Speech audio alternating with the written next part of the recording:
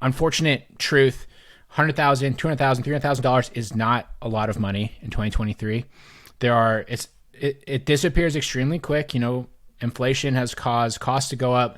The real estate market over the course of 2020, 2021, 2022 has made so many people wealth, like in that sort of range, like the $100,000 to $400,000 range, where they now have equity, they've sold house, they have that in cash.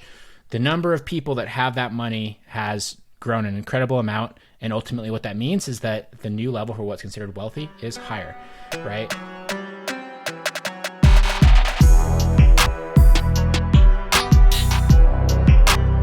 All right, guys, welcome to this episode of the Collecting Keys podcast. This is our Wednesday Mike and Dan show, where I, Mike DeHaan, and my co-host here, Dan Austin, talk about real estate, investing, business, and everything in between.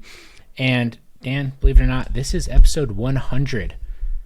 Dang, this is a century? It is a century? Yeah, 100? So this is our 100th long-form episode. We crossed 100 a little while ago if you count our short Friday Focus episodes, but those are a little bit different. So this is our number 100 episode long-form, and so we are each going to be chugging a bottle of Pappy Van Winkle over the course of this 40-minute episode. I got it right back there. If there's any whiskey drinkers that actually watch our videos, like that right there is like it's like a few $100, maybe $1,000. Why are you pointing like you're trying to flex? No one's going to notice that you're working. Can you see it? I'm pointing at it. That's a bottle of Pappy like that I won in a lottery. It's like but it was like $1,000 to buy, so I can't drink it.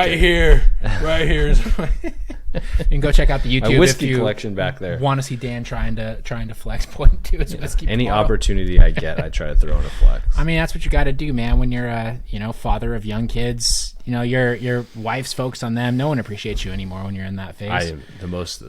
That's right. Dads are the most unappreciated group of people out there in the world. Or they're like overly appreciated to the point that it's kind of nauseating. It does frustrate women. I do know this as a dad and a spouse, because men get a shit ton of credit. Like if I take my son in public, people are like, "You're such a good dad." Like my wife takes him and my daughter, drag him around the grocery store, no credit, right? But if a guy takes their kid out and, oh my gosh, oh, he's so cute. Oh, he's just hanging out with dad today. Wow, that's so great. That's funny. It is. Well, so especially with the older ladies. They complain about that. When we get it vice versa, you go into the professional world and everyone's like, "You're a woman engineer. You should be so proud of yourself." True. And then with we have a whole week dedicated to you. Yeah, right. And now as a man, it's like, just shut up and do your job, asshole. Right. Yeah. That's a great point. Everything balances out. If we could just get people to understand that, it all balances out. Some people get, over here you get a little benefit, over there you don't get so much benefit. Yeah. Yeah, exactly. It's all, if you do anything that's outside like the social norm, people tend to notice that, and good or for bad, that's what happens. But anyways, episode 100, and here's one thing that we know: if you have been listening to this show for the last 100 episodes, or I'd say like the last 85 episodes, if you go back to the beginning, you can probably skip the first 15. But I forgot about those episodes, the forgotten episodes, for a good reason. They're so bad, but people go back and listen to them all the time. But if you've listened to the last 100 episodes, you're probably super freaking wealthy now. You've probably taken so much action about everything that we talk about every single week. You've bought a bunch of properties, you've wholesaled some houses, you've created a huge income and built some incredible wealth for yourself. So we were having a conversation before the show that is kind of an interesting talk about investing outside, like not even just like with real estate, but actually knowing how to invest to get the most bang for your buck. And I feel like this, regardless of my sarcastic remarks about if you've listened to everything, you're probably super rich now, I do think that is a really interesting conversation, because I have a ton of people who reach out on a regular basis, just asking about different questions. And one of the most common questions that we get is, "Hey, I have like say $10,000, $20,000, $50,000. What do you think would be the best way for me to invest my money?" No joke. I literally had somebody that hit me up from GoBundance the other day. And they said, "Hey, I have $1 million in cash. What do you think I should do?" And I'm like, that is such a wide different problem. Yeah, such a different problem to have. Yeah. But it brings an interesting conversation about how to figure out what to do with your money. And I think this is especially important when you start making money on a regular basis. And so, we're in a position now, we've been running a successful business, we've built up some cash, and all of a sudden you get all these people that start reaching out and they're like, "Oh, you want to invest in this syndication? You want to, start this life insurance policy. You want to buy this type of property." how do you actually decide what to do?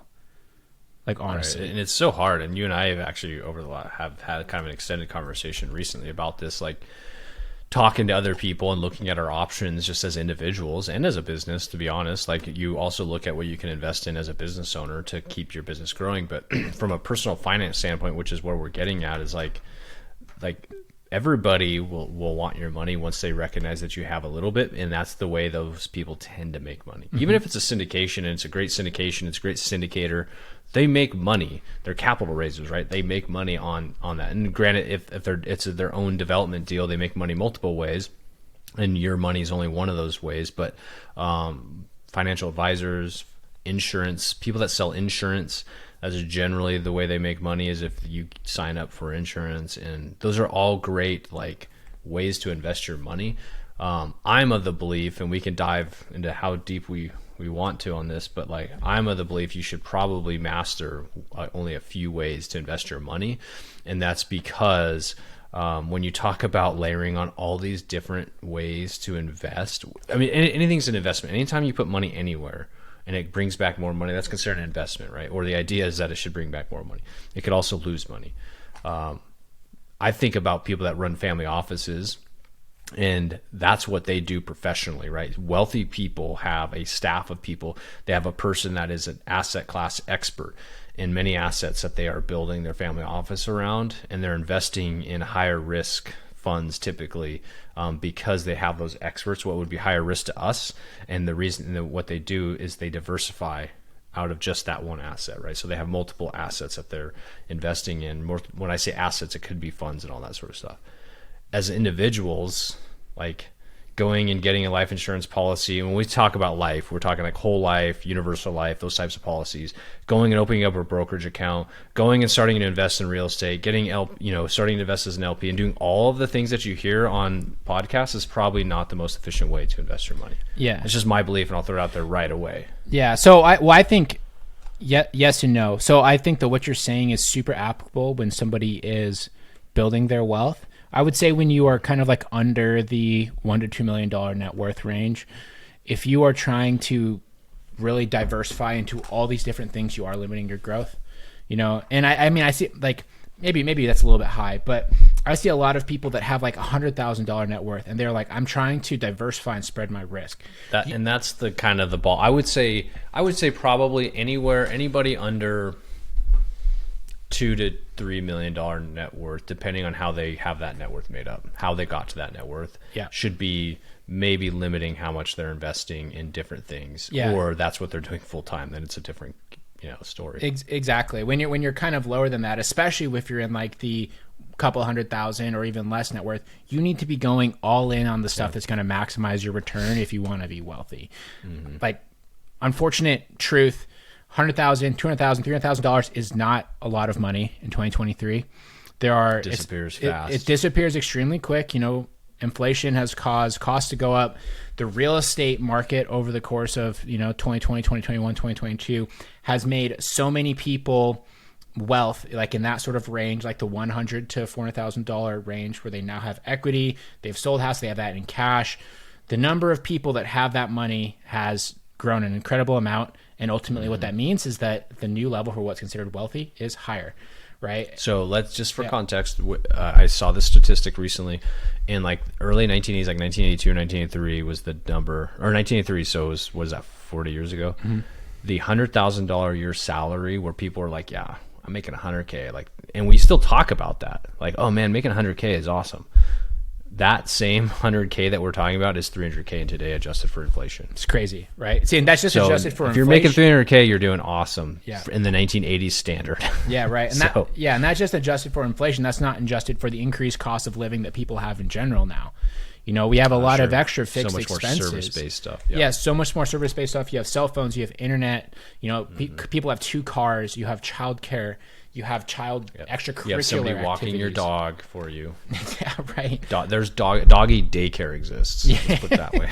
Yeah, right. We take our dog there. Yeah. But point being, so many people, they fixate on what they already have, and they limit their ability to actually generate wealth because they are not leaning into what's going to produce the most return. And in my mind, when you are that sort of like lower net worth, like let's just say 500,000 and below range, you should be going full in on yourself, right? To increase your skill set and your knowledge and your ability to make money. And you should be going full in on any sort of like business endeavor or any sort of investment that is going to maximize your return that is in your control. So basically meaning not crypto or not buying like, GameStop calls, right? Or whatever, but actually like, learning how to flip a house, right? Putting money into that so you can generate large active income, learning to start a business, learning how to, build a brand or e-commerce or whatever. Those should be your investments when you're in kind of like that under $500,000 range.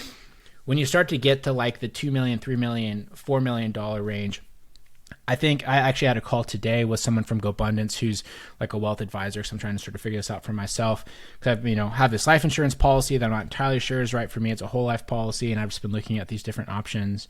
And he basically said, he's like, you should not be buying, like giving anyone, any sort of like third party your money until you know what your whole financial goal is, right? Just like, how much income you want to have, how much you want it to grow, what your risk tolerance is, all that sort of stuff, until you know what that looks like. And then you need to be prioritizing, basically putting everything into different buckets. So he's like, you need to know how much you need to put into your business for your business to reach its growth goals. It's like, that should be priority number one. Your second priority should be how much money do you need to have on hand for yourself for if, bad things happen in your life. So basically that's like your security. And then from there, you need to figure out your growth goals based off of how much you want to go into investments, what your risk tolerance is, and how much you want to hold in cash for basically, as you put like short to middle term stuff. So like, whole life insurance policies, which is a cash-like investment, hard money loans or like debt-based funds, CDs, or like treasury bills, things like that. Those are like short-term, slightly lower yield, stuff that you can get access to a little bit quicker. And how much money you put into those is kind of just dependent on what your overall goals are. And you understand you are giving up compound growth and other things by doing that, right? But you just need to make sure that you actually have like a holistic view about what you want your So then wealth to we look have kind of articulated this as I'm listening to what you're saying. Because like, do you think those same rules apply to somebody that has an under $500,000 net worth, or somebody who's working a W-2 job and has enough to put away what would be meaningful money to them, but not much else, but put it in a savings account so that one day they could buy their first house or invest in rental properties? Or do they need to go all in and take more of a risk and put it into that one investment? I think that the key thing is you need to do an analysis of what you want your lifestyle to look like realistically. And if you are comfortable with working your W-2, you're comfortable, so just like going through the grind, and you want to like, you're relatively conservative in nature, then that same line of thinking could work a little bit, right? You're not going to ever achieve wealth if you diversify too much when your net worth is lower. But if you're listening to this podcast, that's probably not you, right? You're probably someone that wants wealth. You want a higher income. You want to escape your W-2. You want to have financial freedom. If that's you, you need to go all in into something that is going to maximize your growth and your income. Is going to be higher risk, going to be more work, but it's going to be something that's in your control. And that's the only way that you are going to make real money and real wealth when you're in like that lower net worth and that lower income. Right. And that's coming from, two guys like us, where we came from like W-2 jobs and we're like that traditional real estate investing kind of mentality at first, but then you recognize like buying one rental property is great. I have this whole belief of like the whole buying 10 rental properties in 10 years, which is I was like, yeah, that's what I'm going to do. Like, that's super freaking hard. Like, really hard. We've talked about this on the podcast before. It's like, that's really challenging for a W-2 earner, right? For somebody that W-2, yes, has regular monthly income and they have nothing else outside of that. And you're taking your excess income, assuming that you're not making, $1 to $2 million a year and you're buying $100,000 houses. Okay, that's a totally different ballgame, right? But for the average person who's buying assets within a reasonable distance of their wealth, right? That's really challenging. And for me, I started out buying one house, two house, and then it's like, okay, I want to get 3 and 4, and you run out of money quite quickly, even if you're making a good W-2 wage, but also you run out of opportunity. So at that point, you and I both pivoted to, we need to go all in here if we want to achieve our goals. And by all in, I mean, not like we just spent every single penny we own. I mean, we did go quite a bit all in as far as percentages of our net worths, honestly, to start this business at that point in time. And that's now how we can look back and tell you the story of how to do this and how to get here, because it's not like we were anything special. It's just that we realized at what we wanted to get, we took that stock and where we wanted to be, and recognized that the traditional path, a lot of people at that time were talking, wasn't for us. Mm-hmm. Yeah. I mean, and there's a certain level of risk tolerance that you have to have, right? Which a lot of people don't. But I think the biggest thing too is understanding, like changing that mindset around your money, to understand that there's always going to be more money, there's always going to be more opportunities, right? Yeah. And you're never going to reach like a level of financial independence or wealth or like a high income if you don't seek those opportunities yourself, which is like such a big thing that most people don't realize. They always kind of like expect someone to bring it to them, or they expect it to be, something that sort of builds over time, which, it kind of can, but you can expedite that process, right? If you go out there, you can make I reflect on this kind of regularly of, I started investing 2018.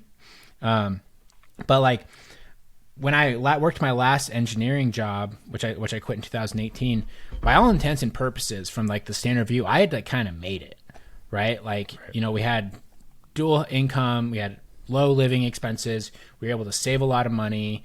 I had a good trajectory upward at my engineering job. I could have been very comfortable forever. And that was like kind of a hard thing to walk away from. But I can guarantee you that if I had stuck with that and tried to use this sort of like, save and slowly invest mentality, I would not be even close to where I'm at right now. Right. Especially from network standpoint, it's honestly just not feasible. There's only a small percentage of people in the W-2 realm that get to do that. Mm-hmm. And that's usually the top executives. You know how hard it is to be an executive at a company that actually pays money? You're actually better off starting a small business and not talking real estate or what we're doing. You're better off starting a small business to make a really good wage, or an above average wage. Mm-hmm. Yeah. In my opinion. Yeah, absolutely. I mean, even if you're just like a one-man operator, especially right now, if you have like a service-based business, like you could be a person that cuts lawns, and like it's like you and your 16-year-old son or your brother or whatever, you could probably make $150,000 a year at this point. If you just like and it's a business that you could build to sell and then have a good exit. It might not be like selling Amazon, but you could still, I know guys that are making, up, depending on how big your company is, up to 7 figures selling a lawn mowing company. Honestly, yeah. So it's just interesting going through that and trying to figure out like the best way to really invest at those different levels.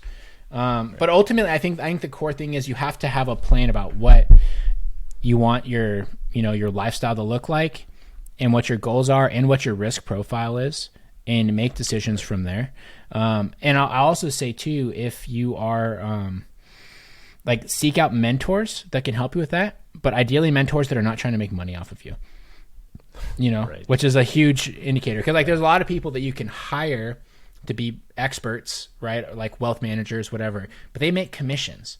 They're going to sell you whatever gets you the most commissions. Even if they're like a fiduciary, whatever, good for them. Like they still get paid based off of, you doing business with them. Yeah. My father-in-law always used to tell me, when you're talking about like finding a financial advisor or somebody that you're going to have to work with that makes money off of you, go and talk to 3 of them first. Yeah. And then go and talk to 3 people that are using services of people before you make your decision. Because if you just talk to one person, you're going to get one person's point of view. Yeah. There's so much opportunity out there to talk to 3 people in any investment category, whether that's being an LP on a syndication. Go and talk to 3 syndicators. You could talk to 30 in a week. They'd be all happy to take your call right now, or 3 wealth advisors, 3 guys that are pitching insurance. Just kind of get the perspective so that it gets, because ultimately you got to do what's best for you. And if you don't know what's best for you, talking to one person's they're going to give you what they think is best for you, not knowing you. Mm-hmm. Yeah. And with that too, I think that it's important to have those conversations. So you you get general information. You just need to be hesitant to pull the trigger on, giving anybody your money. And the diversification piece too, I think that as you start to make money and you start to have, a couple $1 million net worth, you have a high income, I think that's where it actually becomes important to diversify from just being in your zone all the time, because stuff can change. And especially if you're smart enough to live below your means as your business continues to grow, your investments continue to grow, you have all sorts of stuff, but you're able to keep your living situation kind of the same. If you invest in a way that you diversify and you kind of spread that risk, if one of those buckets does go weird, if the real estate market does crash, if the stock market does crash, if, I don't know, the crypto goes to zero, whatever you put your money in, at least you'll have these other buckets that can still sustain your lifestyle without it having to be the end of the world. Yeah, that's a great point. And maybe there's like a point to like a demarcation point here. So it's not that you have more to lose when you have more money. It's that once you have some of your basic needs taken care of and you're kind of at this point of like, I'm kind of taken care of for a long time, whatever that is. Maybe that's like, I've got to a net worth of 1 million, 5 million, 500,000, whatever you need based on what lifestyle you live. Now you do want to start protecting some of that, and you have the freedom to now diversify. When you're coming up though, like there's probably going to be points in time, like if you're going to reach some level of like high success where you are uncomfortably extended. Yeah. You and I have both been uncomfortably extended. We were still smart about it. I believe we were still smart about it. But I guess if like some, black swan event happened, we could have been in trouble, right? But there are times where we had, especially starting out, extended a big portion of it. I know when I bought my first rental property, I extended a huge portion of my net worth to do that because I didn't have a lot of net worth. Yeah. I mean, and like that thing is you will be extended and you will have to take that risk, and you will have to accept that if you take that risk and things go sideways, you will be in a bad spot.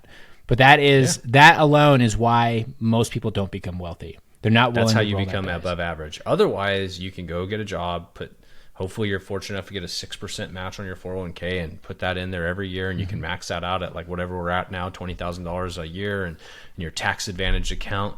And when you're 65, you'll know exactly how much money you should have, and that's what you'll get. Yeah, and that's the trade-off, And if people aren't comfortable straying from that, sorry, you don't get to have the early life wealth that other people that took the risks get.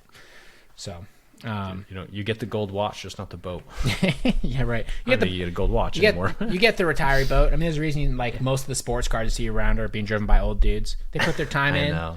You don't see a lot of 20-something, 30-somethings driving sports cars around. But, right.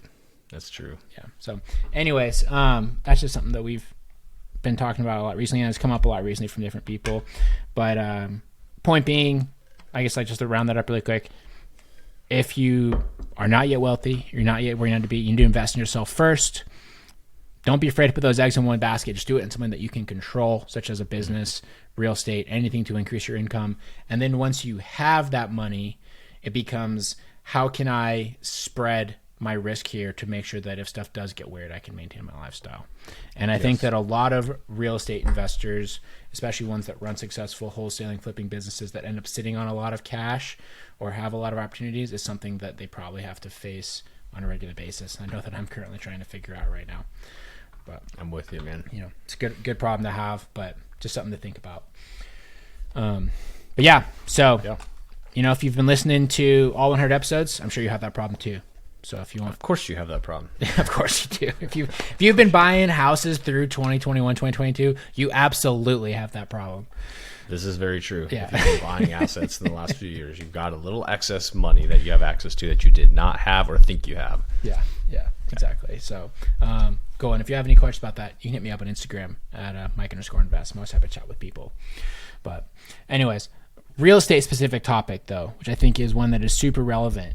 You had someone that actually hit you up from somewhere, as opposed to me, which is a first, because I feel like I do a lot more general putting myself out there. You're very cringy. Mike_invests forward. I'm not quite as much investor man Dan forward, but I do love talking to people, and I do talk to people quite often. But I did have somebody reach out to us and talking about farm markets and like how to pick those and how do we, because we do a lot of virtual stuff. We have done many iterations of different marketing, like we've had to pick and select. We've done it, locally in several markets as well. I don't know how many markets do you think we've total marketed in Probably successfully? 20 something at this point.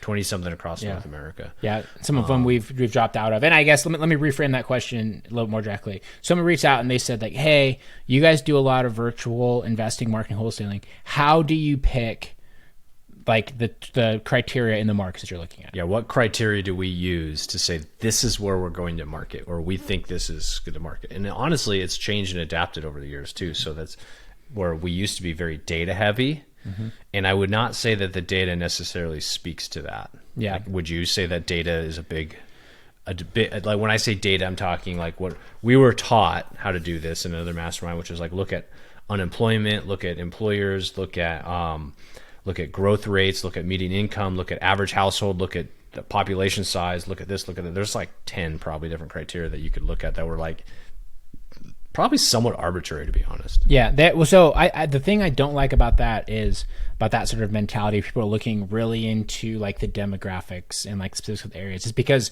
essentially what you're trying to do is trying to look for a needle in a haystack. You're trying to find like the random town that no one cares about, whatever I heard about, look for opportunity there. And we take a little bit of a different approach. So first off, the core markets that we pick, we have our partnership program where we partner with these investors in different market that kind of gives us like the general location we're going to start. So we work with different investors around this part of our instant investor program that you can find at collectingkeyspodcast.com. We have like the third tier where we actually partner with people in these different markets, right? With that, like them alone be having interest there, them being involved in the investor community there is enough to sort of like certify like, hey, look, there's somebody else that wants to buy there. There's probably opportunity, right? And that could be in any market. It'd be in any market, right? We've done stuff any market, as big, huge, small. Yeah, we're doing stuff as huge and sort of like mainstream as Houston to as small as like some of these like Northeast markets, like and everything in between, Montana, like you name it. We're doing stuff in these different markets. The main thing, instead of like looking at like all these really tight little demographics and like these numbers for these different locations, what we do is actually very simple. We find like the key market where we know people are interested in living. It's a major market that tells you that people live there, people probably invest there. And then what we do is we go about 45 minutes to an hour from the main city and we market there. That simple. The general thought being is American cities, most of them, if they are growing, they grow outwards. Okay. Mm-hmm. If you start going to these tertiary markets that are outside the main cities, and the great thing is there's thousands and thousands of these across the United States. So it's not like we're, saying like, oh, we go to Memphis and we look here. Like you can go to Memphis and pick the cities that are an hour, 45 minutes to an hour away from it, market there. You can know that it's going to have the interest of the local investors that live in that Memphis area, at least the serious ones. Like I know for us, if we have like a good opportunity up in North Idaho or somewhere 45 minutes away, we don't go in like, I don't care about that. We've literally done many deals like that, right? That same pattern is going to exist in these metro markets, but it doesn't have the sort of same effect that like there's been 24 bigger pockets blog posts about it. People have done virtual wholesaling podcasts about like, this is why Oklahoma City is the best market, right? They don't do any of that. Instead, you just find the little spots outside, you market there. We do, direct mail and SMS targeting the most standard stuff, absentee, bankruptcies, liens, vacant properties. And that's it. Like you're going to get the phone to ring. That's step one. And I want to stay on step one for a minute. Mm-hmm. Getting the phone to ring is step one. Yep. And picking your market is like, I guess, step zero. Mm-hmm.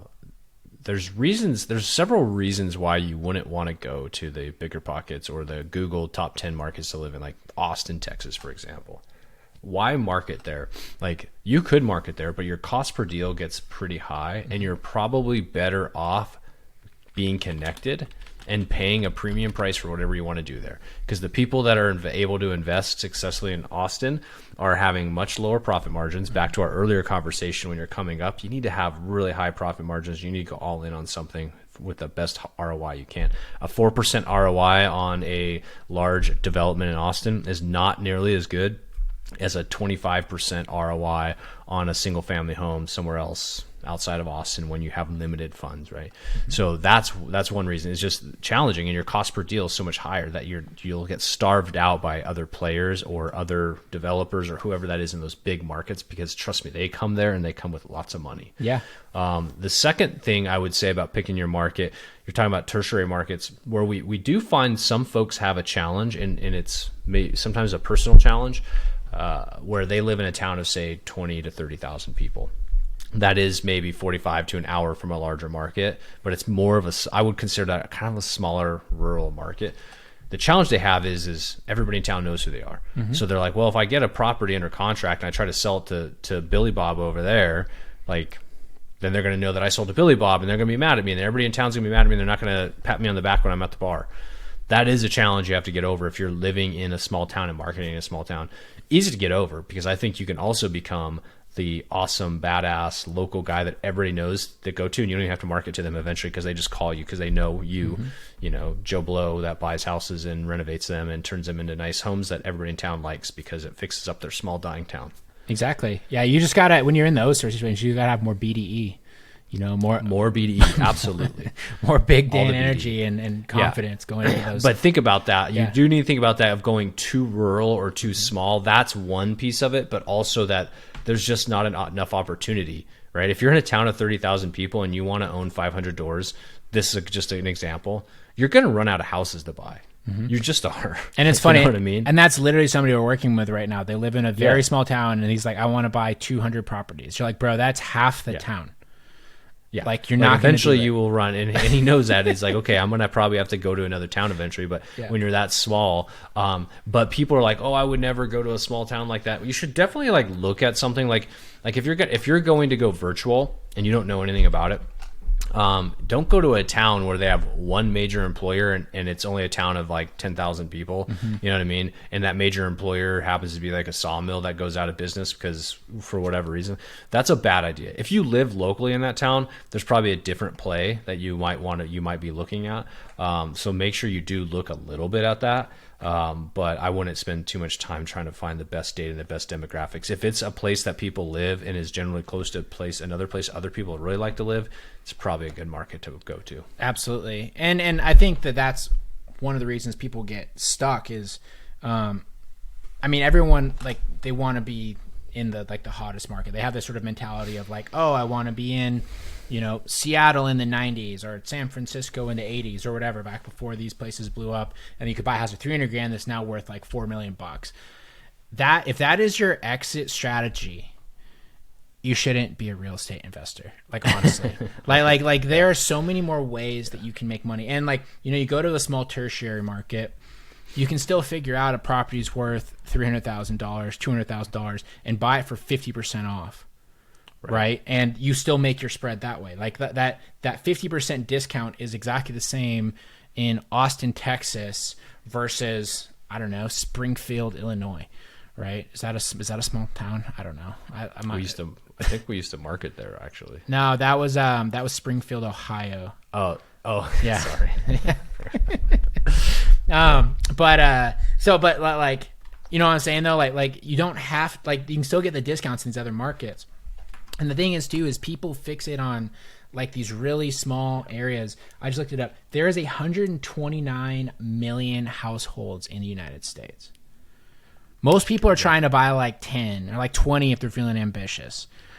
Why don't you be more open to where those 20 are? Totally. You know, like sure, if you could own 20 houses in Austin, Texas, in Orange County, California, whatever, that's awesome. But that's also going to take a lot of money. You're going to be competing with all the people that have big money. And it's just going to be like, you know, it's more of a speculation play because you're not going to have an immediate return, right? Yep. Versus if you go to whatever town in, you know, somewhere else that is tertiary, 45 minutes to an hour from like a major metropolitan area. It's ideally in the path of progress. You can usually kind of figure that out. And you buy 20 properties there, you're probably going to be just as happy in 10 years as if you bought those properties in Austin, Texas, honestly. Right. I mean, and you're saying like being open to it, right? Guy in my Go Pod in Go Abundance, Brandon, shout out.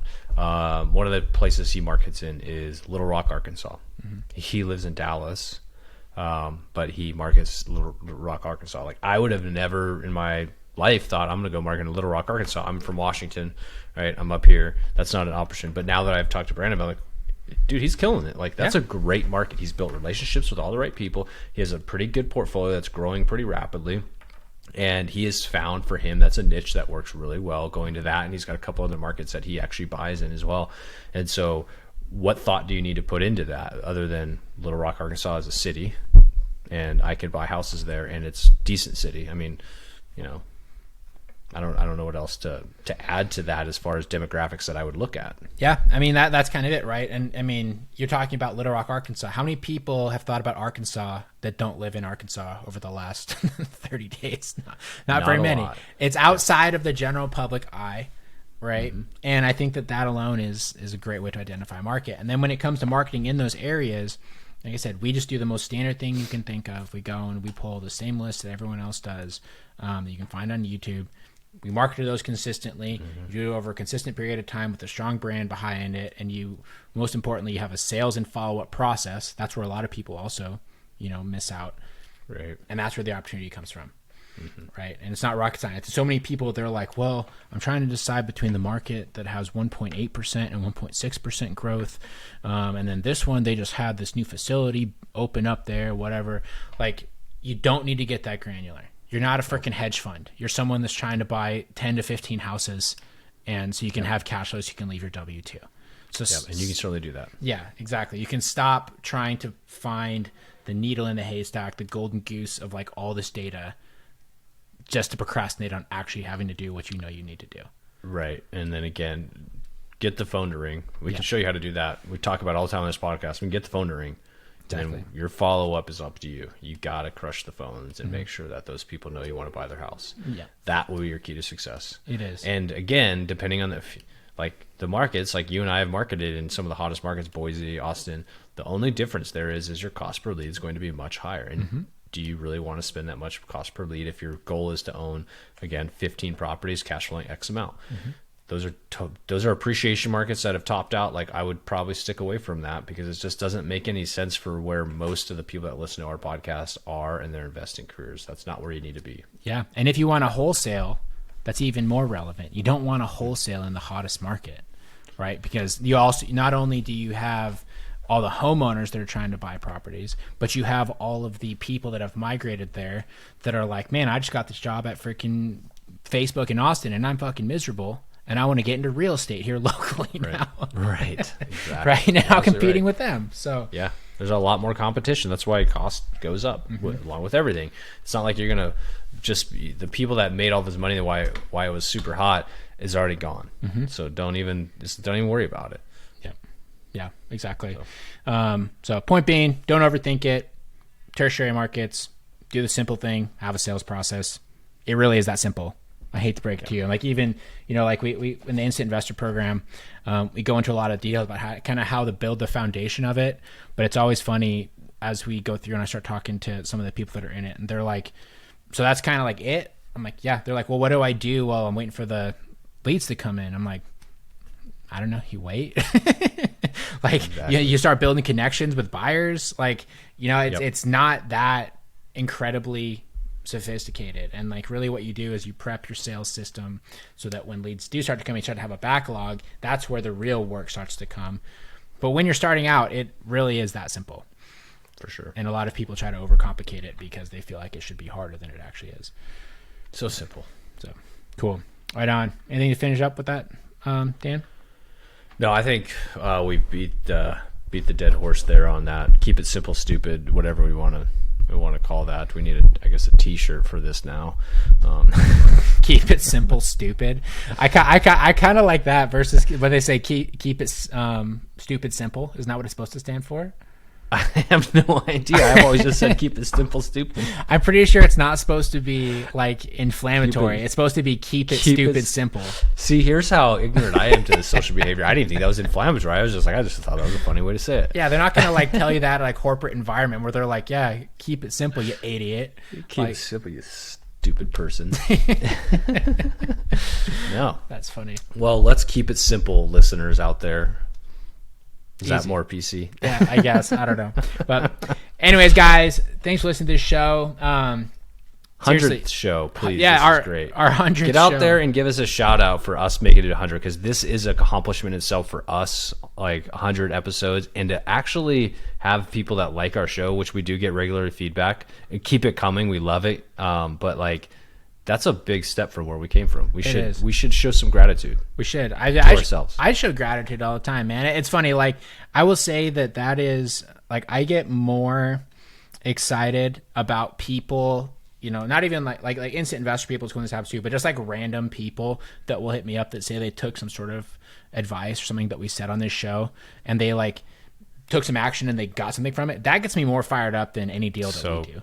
Way cooler. And it's funny because you hear, like, I've heard other people say that and I'm like, oh yeah, you say that because you're making money and this and that and the other. It's like, no, it actually really is pretty badass. Yeah. And it wasn't until probably recently that I understood that goal of helping people can be somewhat altruistic, because it does feel good. It's still selfish, and like the term altruistic is somewhat, I don't know, maybe it doesn't apply here, but like helping people, maybe it is more selfish than altruistic is what I'll say, I guess. Helping people feels good to me. It does. And like genuinely and feels good. I've thought about this, and I actually think this is a big reason that like people that have successful real estate companies, they get into like education.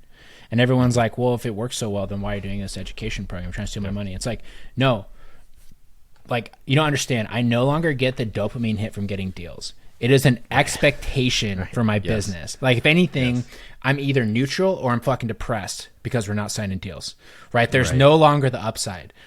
But I can re-get that dopamine hit by having somebody else who's like, I get it. Like, you helped me get this. And that's super fulfilling.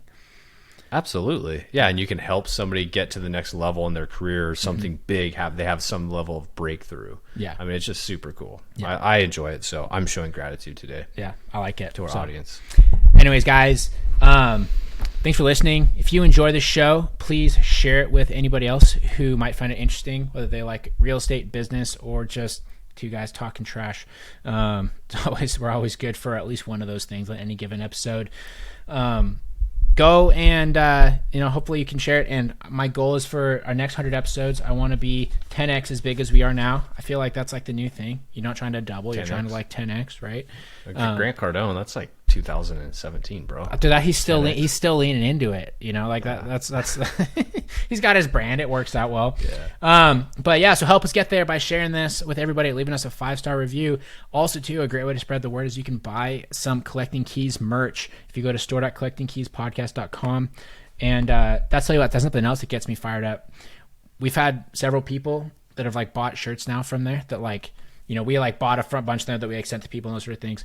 But actually having cold people buy your merch, we have like a $2 margin, and every time I'm like, yes, like, got dopamine. Yeah, we got it, man. It's awesome. Yeah, but got him. Yeah, got him. Store.collectingkeyspodcast.com. You can go there. Pick what up is one of the? What's the favorite item on the store? Actually, so our listeners know. It's not the BDE shirts, Dan. It's just the Collecting Keys shirts. Figured as much. Yeah. So real selfish. I just wanted to know that BDE shirt was popular. I think we're the only ones that have bought the BDE shirt for people. Sorry, guarantee it. Yeah, it's not that cool. Plus, you can't go to your like in-laws' house wearing a shirt that says BDE on it with a guy's random dude's face on it. It just is weird. Absolutely can. Yeah. So I mean, man. Especially during like lake season, like what else do you want? That's like a lake. We do need to get some tanks, man. We gotta get some tank tops for the lake season. We'll get some of those in there. Anyways, store.collectingkeyspodcast.com. Go check that out. And yeah, guys, appreciate y'all listening. And here's to another 100 episodes. Talk to you guys next week. See ya.